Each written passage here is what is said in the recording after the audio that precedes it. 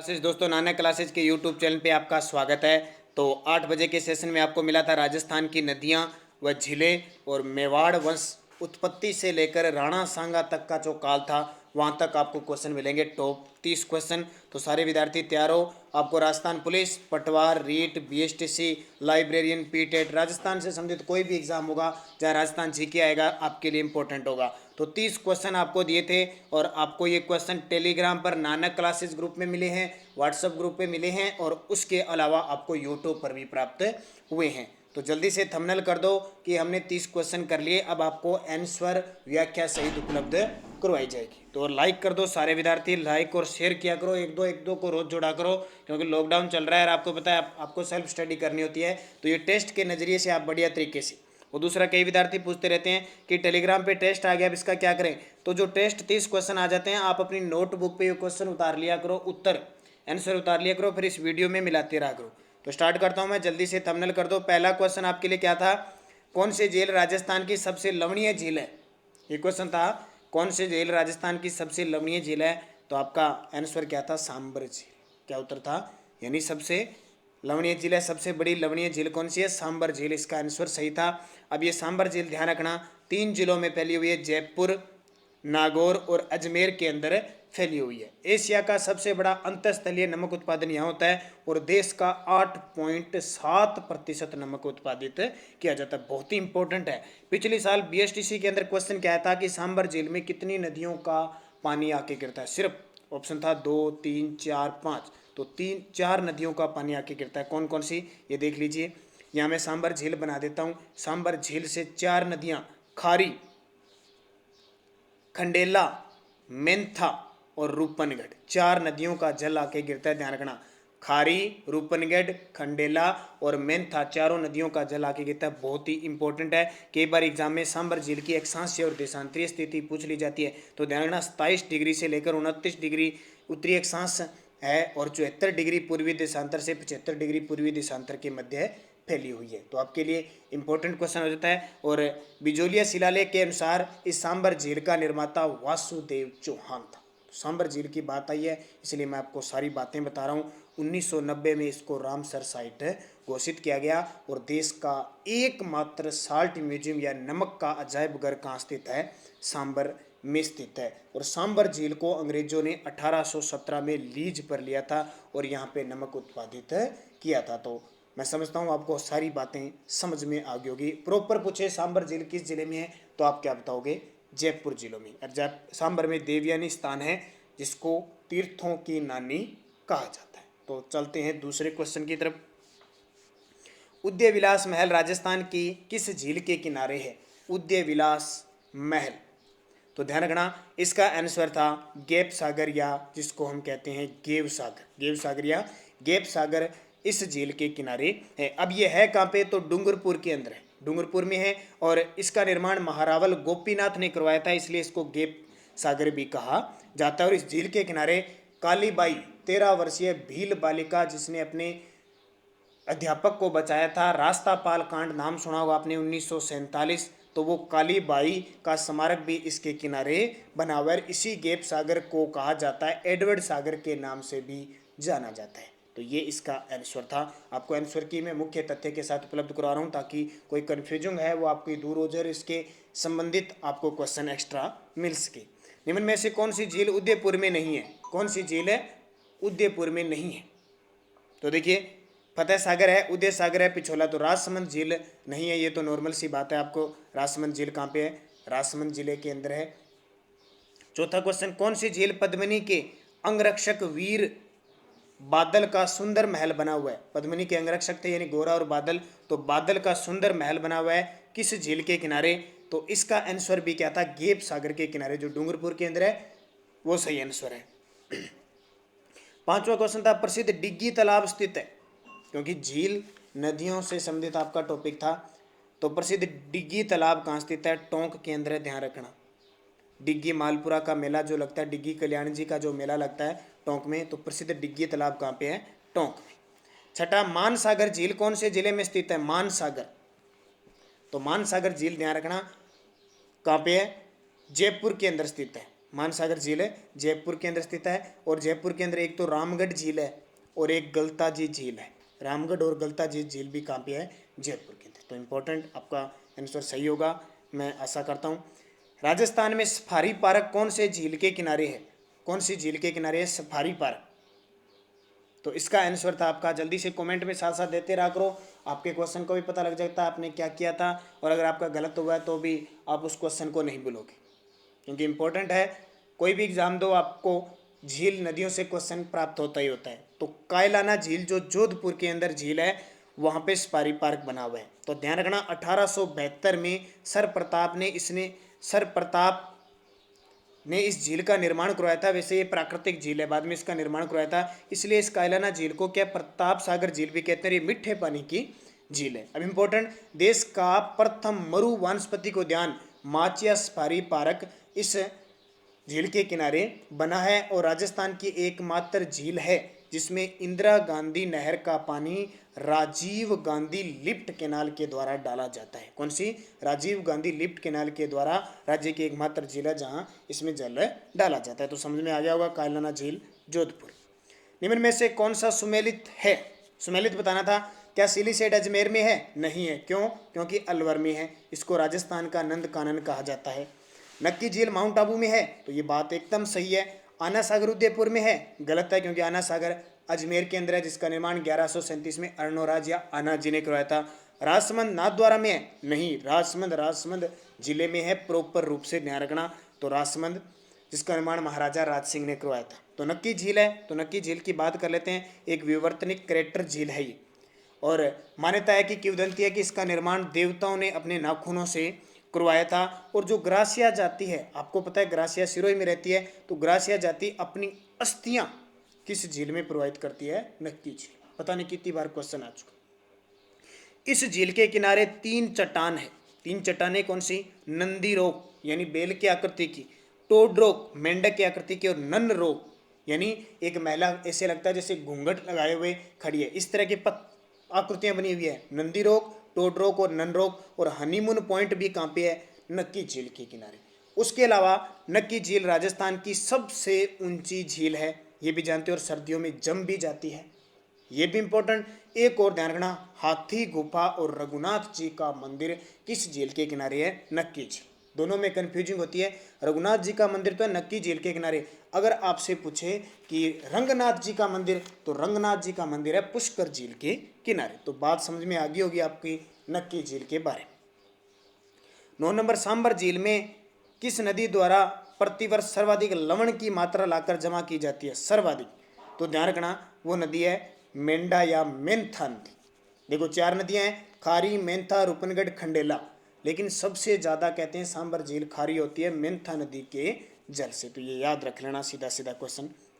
10 number है, निम्न में से कौन सी खारे पानी की झील? देखिए झीलों के अंदर आपको क्वेश्चन इसी के तरह के मिलेंगे, नॉर्मल क्वेश्चन मिलेंगे। निम्न में से कौन सी खारे पानी की झील है? तो देखिए मानसागर नहीं है, उमेद सागर नहीं है, कोलायत भी नहीं है, तो पंचभद्रा झील है, वो खारे पानी की झील। अब पंचभद्रा है कहाँ पे? कितनी बारी क्वेश्चन आ चुका, बाड़मेर में। और कहते हैं कि 400 वर्ष पूर्व पंचा नामक भील ने इसका निर्माण करवाया था। पंचभद्रा झील के बारे में ध्यान रखना, 98% तक इसमें सोडियम क्लोराइड यानी NaCl पाया जाता है। इस कारण ये सर्वोत्तम और सबसे खारा नमक है, खाने की दृष्टि से इम्पोर्टेंट है। और पंचभद्रा में खारवाल जाति के लोग मोरली झाड़ी की टहनी से नमक का प्रयोग व वायु प्रवाह पद्धति द्वारा नमक उत्पादित करते हैं, जिसको कहते हैं रेस्ता पद्धति कहा जाता है। तो पंचभद्रा बहुत इंपॉर्टेंट है आपके लिए। सुजलाम सुफलाम क्रांति का संबंध किस नदी से है? सुजलाम सुफलाम क्रांति का संबंध, तो वो नदी आपने लगाई होगी, माही नदी है। माही नदी मध्य प्रदेश के धार जिले के मेहंद झील से निकलती है, अमरूरू की पहाड़ी से। और हमारे राजस्थान में पहले बांसवाड़ा में खांदू गांव में प्रवेश करती है, और बांसवाड़ा के बाद फिर ये डूंगरपुर में बहती हुई खंबात की खाड़ी में गिरती है। यानी कर्क रेखा को 2 बार पार करने वाली नदी कौन सी है? माही नदी। चंबल के बाद सदावानी नदी है माही। वागड़ की गंगा, आदिवासियों की गंगा, दक्षिणी राजस्थान की स्वर्ण रेखा नदी इसको कहा जाता है। बहुत सारे नाम है, कांठल की गंगा, इसे कहा जाता है। और एक इम्पोर्टेंट, अभी लाइब्रेरियन का एग्जाम हुआ था दिसंबर 2019 में, उसमें क्वेश्चन आया था माही नदी पर माही बजाज सागर बांध किस गांव में बना हुआ है?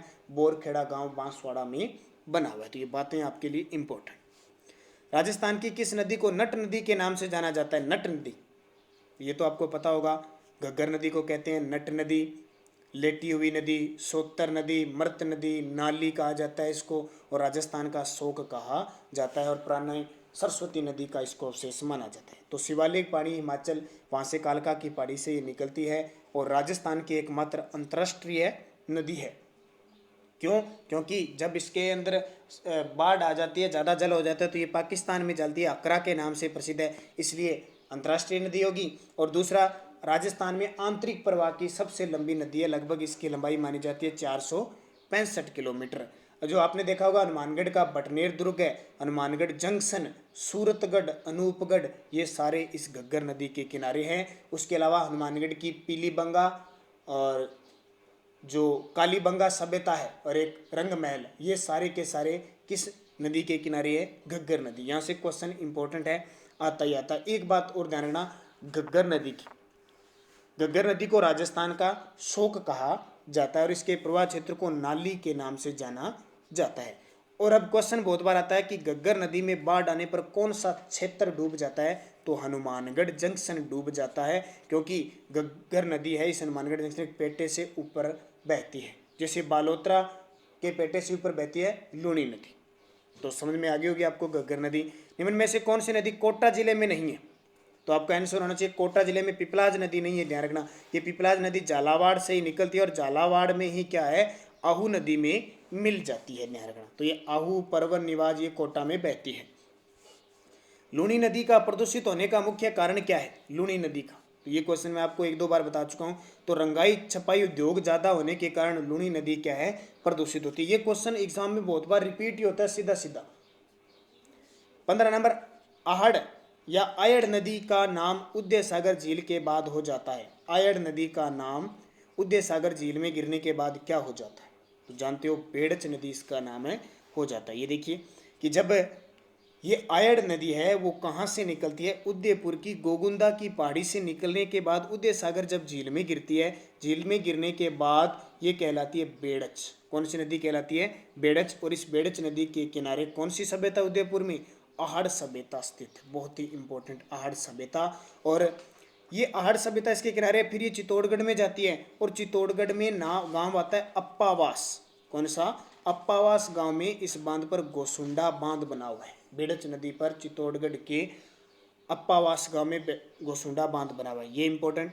फिर ये बेड़च नदी क्या करती है कि बिगोद भीलवाड़ा में जाकर बनास, मेनाल और बेड़च, कौन सी? बनास, बेड़च और मेनाल, तीनों त्रिवेणी संगम बनाते हैं। तो ये आपके लिए इंपॉर्टेंट, समझ में आ गई होगी बात बेड़च नदी के बारे में सारी की सारे। अब जल्दी से बता दो, आहड़ सभ्यता के खोजकर्ता कौन थे? एक क्वेश्चन मेरा बनता है 15 में से एक, आहड़ सभ्यता के खोजकर्ता कौन थे? और सारे क्वेश्चन साथ साथ में मिलाते रहना ताकि लास्ट क्वेश्चन पूरे होते ही आप उनके आंसर मुझे बता सको। आहू व परवन किसकी सहायक नदियां हैं? आहू व परवन है काली सिंध की। किसकी? काली सिंध की सहायक नदी है। एक सूत्र आपको बता देता हूँ, एक सूत्र याद रखना है, काली सिंध की सहायक नदियां, क्योंकि काली सिंध किसकी है? चंबल की है। तो काली सिंध की सहायक नदी है, सूत्र याद रखना, आपने उजाड़ा कालू, आपने उजाड़ा कालू, याद रख लेना, आपने उजाड़ा कालू। आप, आ से मतलब हो गया आहू, पै से परवन, ने से नेवज, उजाड़ा से उजाड़ और कालू से काली सिंध। ठीक है, यानी काली सिंध की ये सहायक नदी है। आपने उजाड़ा कालू, आ से आहू, पै से परवन, ने से नेवज, उजाड़ से उजाड़ नदी। तो ये सारी इंपॉर्टेंट आपकी। और आपको पता है मध्य प्रदेश के सुसनेर क्षेत्र से आहू नदी निकलती है और काली सिंध और आहू के संगम पर गागरोन दुर्ग स्थित है। खड़ीन सिंचाई पद्धति लोकप्रिय है, किस क्षेत्र में खड़ीन सिंचाई पद्धति है वो लोकप्रिय है? तो खड़ीन जब भी नाम आ जाएगा तो आप क्या बताओगे? जैसलमेर। कहाँ की? जैसलमेर की खड़ीन है वो प्रसिद्ध है। अब जैसलमेर की प्रसिद्ध है, इसको कहते क्या है? जैसलमेर की खड़ीन है, इसको क्या कहते हैं? तो जैसलमेर में क्या है कि कुछ बालू का स्तूप और कुछ पथरीले ऐसे क्षेत्र है, बारिश जैसे होती है तो यहाँ क्या पानी इकट्ठा हो जाता है जिसको तल्ली या पोखर कहते हैं। जब यहाँ तली या इसको रनटाट भी के नाम से पुकारा जाता है, तली या पोखर कहते हैं, तो ये जब जल सूख जाता है तो यह मिट्टी बच जाती है, मिट्टी शेष रह जाती है उपजाऊ, तो वहाँ क्या मोटे अनाज बोए जाते हैं, उसे क्या कहते हैं, खड़ीन और पालीवाल ब्राह्मण यहाँ कृषि करते हैं। कौन से जिले में जाखम नदी बहती है? तो प्रतापगढ़ में जाखम नदी बहती है, ध्यान रखना, ये जाखम नदी। और छोटी सादड़ी है प्रतापगढ़ में तहसील, वहाँ से भंवर माता की पहाड़ी से जाखम नदी निकलती है, और इसी जाखम नदी पर जाखम बांध बना हुआ है जाखम गांव में। जाखम बांध जो राजस्थान का सबसे ऊंचा बांध है, इसकी लंबाई है 81 मीटर। और ये क्या करती है, प्रतापगढ़ में बहने के बाद डूंगरपुर में जाती है, ठीक है। सोम माही जाखम जहाँ बेणेश्वर धाम बना हुआ नवाटापुरा, वहाँ सोम इधर से आती है, इधर से ये माही और इधर से जाखम, तीनों नदियाँ क्या करती है, संगम बनाती है, ध्यान रखना। माधो सागर बांध किस जिले में है? तो माधो सागर बांध है दौसा के अंदर, आपका सही जवाब होगा। एक और ध्यान रखना, दौसा में कौन कौन से बांध है? रेडियो बांध, दौसा में एक क्वेश्चन आ चुका है। रेडियो बांध, माधो सागर बांध, झिलमिली बांध, चिरमिरी बांध, झिलमिली, चिरमिरी और काला खोह बांध, सारे के सारे दौसा में। तो मैंने क्वेश्चन पूछा था, आर्य सभ्यता के खोजकर्ता कौन थे? अक्षय कीर्ति व्यास, ध्यान रखना। 20 नवंबर स्वाईमाधोपुर कौन सी नदी के किनारे स्थित है? स्वाईमाधोपुर, तो ध्यान रखना स्वाईमाधोपुर बनास नदी के किनारे स्थित है। हालांकि बनास चंबल नदी भी यहाँ से गुजरती है, लेकिन बनास नदी के किनारे स्थित है। अब क्वेश्चन आगे मेवाड़ से संबंधित। मेवाड़ का प्राचीन नाम था, तो मेवाड़ का प्राचीन नाम क्या था? तो मेवाड़ का प्राचीन नाम सिवी था, सिवी था, ठीक है, यानी सिवी जनपद के नाम से प्रसिद्ध था। एक सिवी जाति आई थी यहाँ से, अर्जुनाइन और सिवी, लेकिन मेवाड़ क्षेत्र में सिवी आई, तो सिवियों का समूह बना और एक जनपद बना, और उसी जनपद के कारण इसको पहले सिवी जनपद कहते थे। और धीरे धीरे क्या हुआ, सिवी जनपद और एक थी मेदपाट, मेदपाट से धीरे धीरे इसका नाम क्या पड़ गया? मेवाड़ पड़ गया। एक क्वेश्चन, अल्लट ने अपनी राजधानी कौन सी बनाई? एक शासक आए थे अल्लट, जिनको आलू रावल की उपाधि प्राप्त है, इन्होंने अपनी राजधानी कौन सी बनाई थी? तो ध्यान रखना, अल्लट ने राजधानी बनाई आहड़। किसके लिए? नागदा को छोड़कर इन्होंने आहड़ को राजधानी बनाई, ध्यान रखना।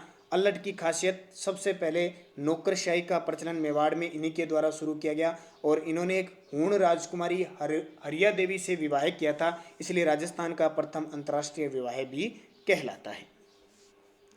23 नंबर है, बुताला का युद्ध कब हुआ? बुताला का युद्ध कब हुआ था? तो ध्यान रखना, बुताला का युद्ध हुआ था 1227 ईस्वी में। बुताला का युद्ध कब हुआ?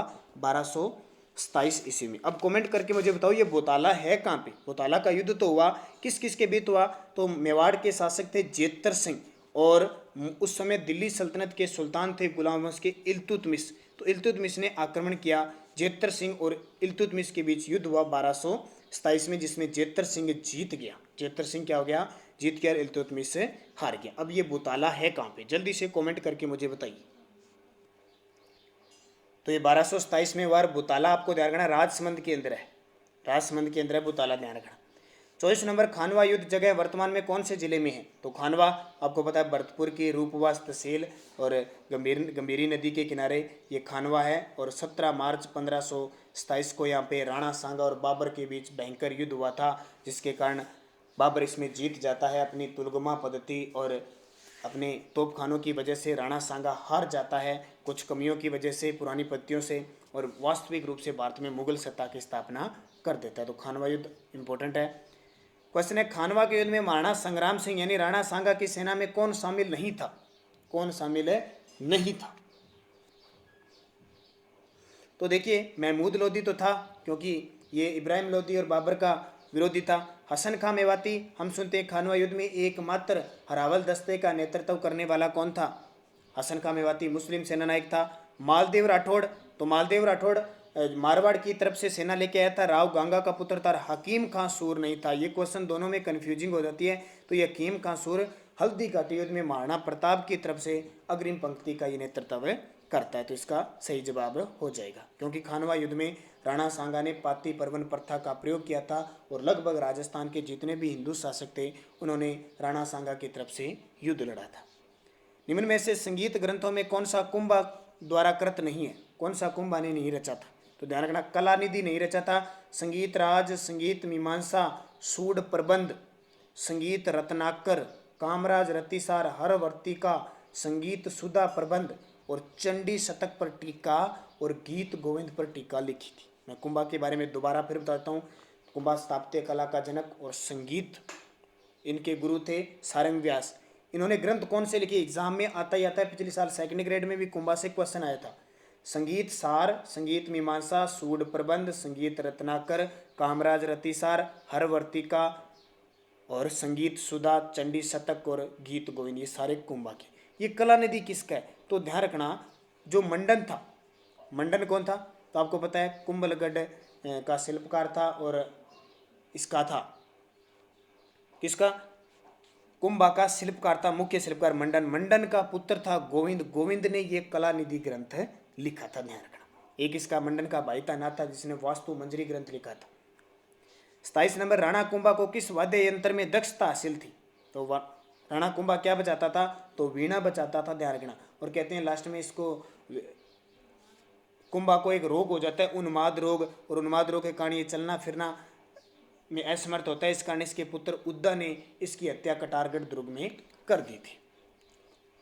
28 नंबर, अलाउद्दीन खिलजी और मेवाड़ वासियों के बीच चित्तौड़गढ़ की घेराबंदी किस वर्ष हुई थी, तो अलाउद्दीन खिलजी ने चित्तौड़गढ़ की घेराबंदी कब की, तो 1303 ईस्वी में की थी। आपको पता है क्यों की थी, रानी पद्मिनी को प्राप्त करने के लिए अलाउद्दीन खिलजी ने इस पे आक्रमण किया था 1303 में। और यहाँ का शासक था रावल रतन सिंह और इसके दो सेनापति थे गोरा और बादल। गोरा और बादल रतन सिंह सारे वीर गति को प्राप्त हो जाते हैं। रानी पद्मिनी के नेतृत्व में जोहर किया जाता है जो चित्तौड़गढ़ दुर्ग का और मेवाड़ का प्रथम शाखा कहलाता है, इंपॉर्टेंट है। और अलाउद्दीन खिलजी इस दुर्ग पर अधिकार कर लेता है और इस दुर्ग का नाम अपने पुत्र को सौंपकर खिजर खां को सौंपकर इसका नाम खिजराबाद रख देता है। तो इंपॉर्टेंट बात है अलाउद्दीन खिलजी युद्ध बहुत इंपॉर्टेंट है क्योंकि इस युद्ध की जानकारी 1540 के मलिक मोहम्मद जायसी के ग्रंथ पद्मावत में मिलती है।